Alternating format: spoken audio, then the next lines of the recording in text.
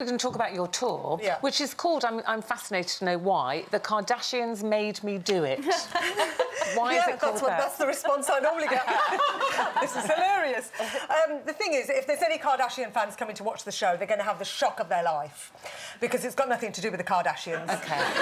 It's about ISIS and jihadi brides. And I do have Kardashian fans come in, and they're all on the front row, and about 10 minutes in, they're going, Tracy, we're in the wrong show! And I'm like, no, you're in the right show. It's just not about the Kardashians. So why did you call it that? Well, initially I wanted to call it The Road to al-Baghdadi because the leader of ISIS is Abu Bakr al-Baghdadi.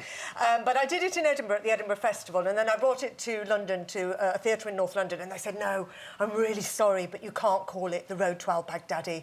We're really worried. Well, it's a very contentious issue, isn't it? Particularly at the moment. Yeah, but they said to me... high security alerts and things. Does it worry you that the kind of subject matter is going to put people off, or is it that you want us to talk about it, you want us to laugh about it? Do you know what? This is my funniest show. This is the funniest show I've ever done, and I think it's just because I'm telling the truth. Everything I say in it is true. I relate it to my upbringing. I say, you know, why I think these girls are going to join ISIS, and everybody agrees with me. That's all I have is emails. And that's the link, isn't it? That one of the jihadi brides, as the media call them, one of her friends said, I can't believe she's done this, she's a Kardashian fan, i.e. she's got sort of like a westernised lifestyle here. I mean, I blame the Kardashians for everything, but not ISIS. I love it that to them, the Kardashians represent everything that is wrong with the West, and that's why, you know, that's why they've gone. Why do you think they go? Well, you know, I mean, I'm not being frivolous, but these ISIS men, as barbaric as they are, you have to admit, they are hot. I mean, some of them are, I mean, they're macho, they're hairy, they've got guns, and these girls, they thought, oh, yeah, these are a bit of all right.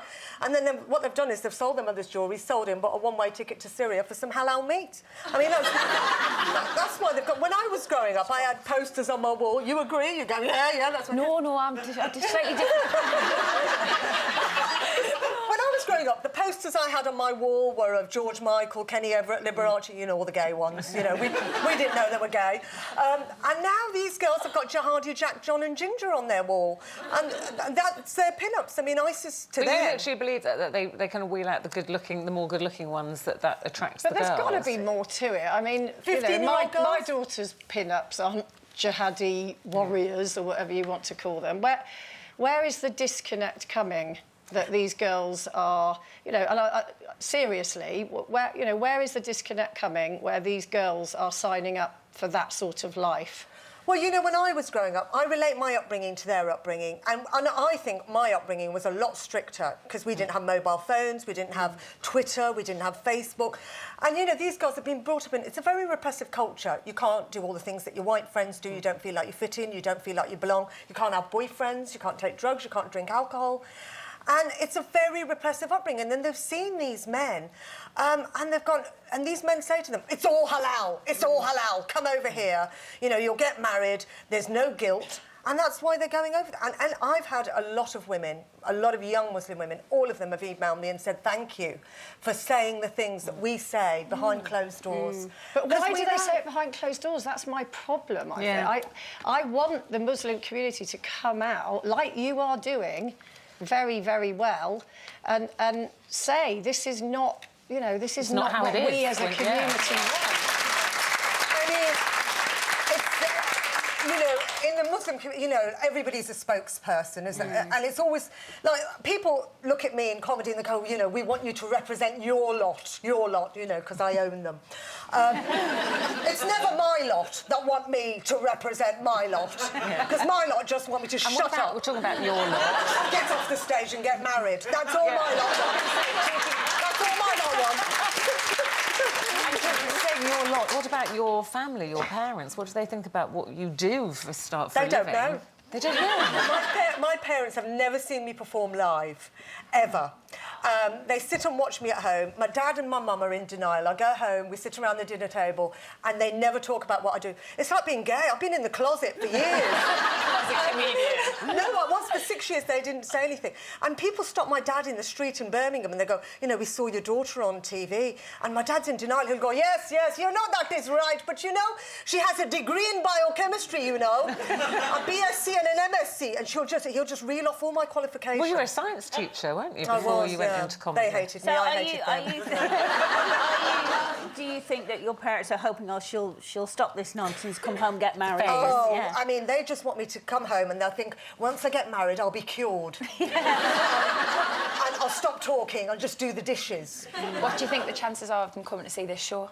I hope not. I mean, everybody, like you say, people say to me, aren't you worried doing this kind of material? Yeah. What if ISIS turn up? I'm more scared of my dad than I am of ISIS. I'm worried my dad will barge in and go, stop this nonsense, come home and get married.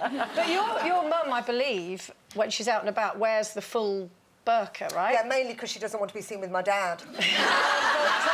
But again, as a modern Muslim woman who is, you know, doing pretty much what Bono suggested last week, didn't he? At that conference, I he don't said, think he's thought it through. Let's deal with this. Well, I think it is quite a good tactic, really. But have you ever had a serious conversation with your mum just to say, why are you wearing a burqa?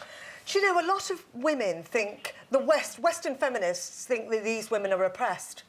You should see what they've got on underneath. It's like an Ann Summers sweatshop under there. And I used to stick the burqa on when my hair was greasy. I used to think, oh, I can't be bothered to wash it, just stick this on. A lot of the women I know have chosen to wear it. Yeah. Just click here to watch more interviews with a whole range of famous faces. And click here to subscribe. It's free, so you'd be silly not to, really. Training since, about 9:30. What is your training then, Jo? Take us through this hard training. My training regime is core strength exercises. Do you know what that is? I don't.